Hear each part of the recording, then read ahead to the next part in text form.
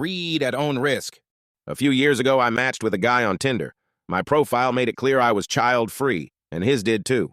Early on, I reiterated that while I didn't mind kids, I didn't want the responsibility of them. He claimed to feel the same way. We texted for 2 weeks before meeting, and I made sure to check his social media. It was sparse, but didn't raise any red flags. We had a lot in common: music, animals, hiking, and reading, though I later realized he exaggerated his interest in books. After a month of casual dating, we decided to be exclusive. For 6 months, we spent a lot of time together, overnights at each other's places, lunch dates, and weekends. Things seemed great. We met each other's friends and planned to meet families over the holidays. Then came the talk, the one about long-term goals. Over dinner, I shared my plans: retiring early, moving to Europe, traveling, and pursuing art and writing.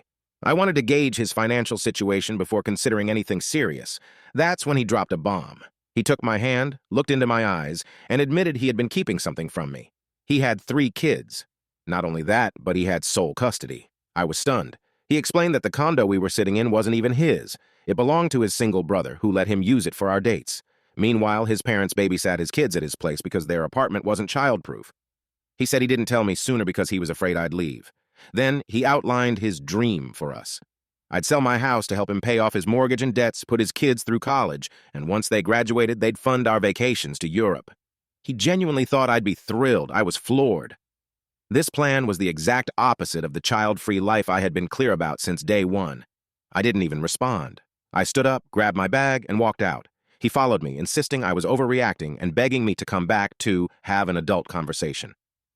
When he tried to block me from getting in my car, I warned him I'd call 911. He stepped aside but said he'd wait for my call when I was ready to be rational. For 2 months after that, he and his entire family harassed me, calling and showing up at my house and work.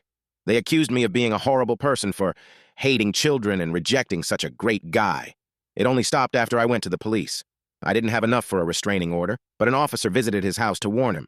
He called me one last time to leave a nasty voicemail saying I'd die a lonely cat lady and that I wasn't even that hot anyway. Good riddance.